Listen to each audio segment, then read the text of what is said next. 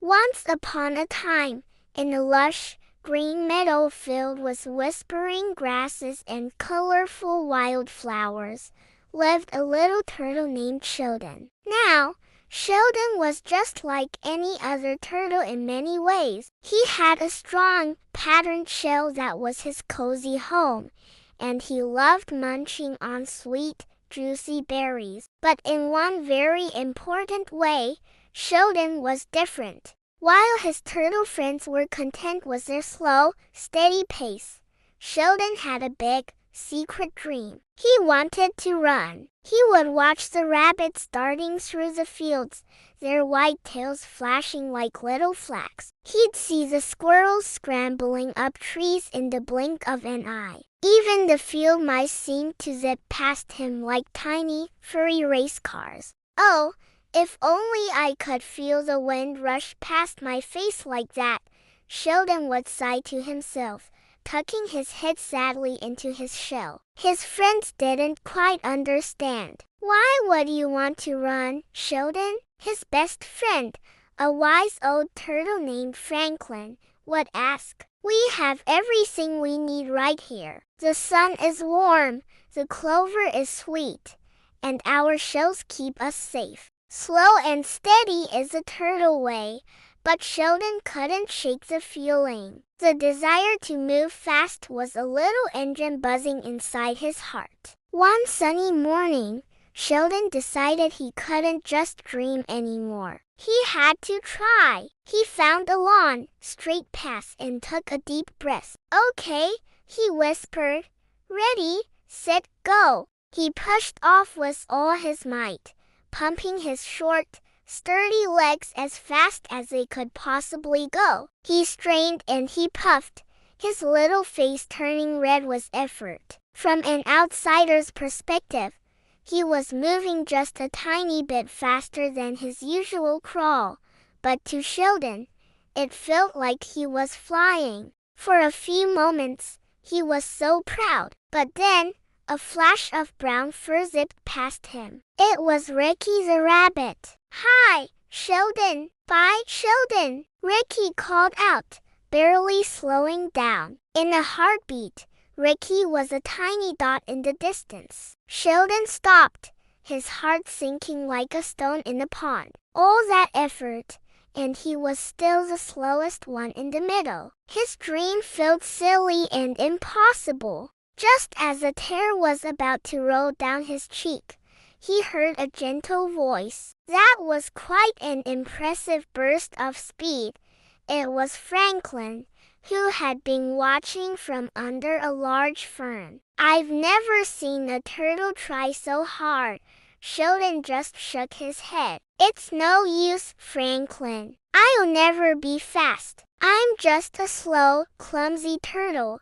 Franklin smiled kindly. It's true, you may not be a rabbit, but did you ever think about what makes being a turtle special? He motioned with his head towards a patch of wildflowers nearby. Look closely, he said. Sheldon, still feeling glum, ambled over. As he moved slowly, he started to notice things he'd never seen before. He saw a ladybug carefully climbing a blade of grass, its tiny red shell dotted with perfect black spots. He noticed the intricate, web-like patterns on a flower petal and the way the morning dew sparkled on it like 1,000 tiny diamonds. He even saw a caterpillar, even slower than him, patiently munching on a leaf. He looked up at Franklin, his eyes wide with wonder. I've never seen any of that before,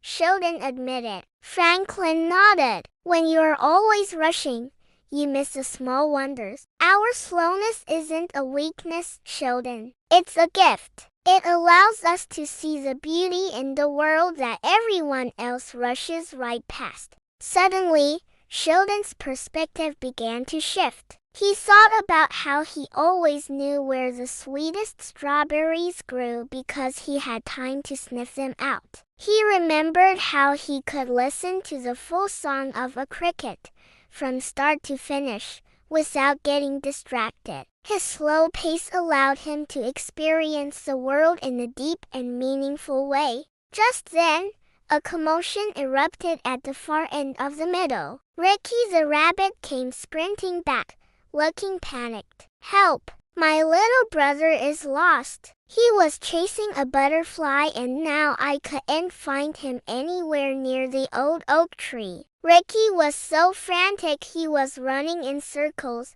not knowing where to look first. Sheldon, now calm and focused, remembered something. "The old oak tree. I was near there this morning," he said slowly. "I saw a little patch of bright blue forget-me-not flowers hidden behind a mossy rock. It's a place not many animals notice."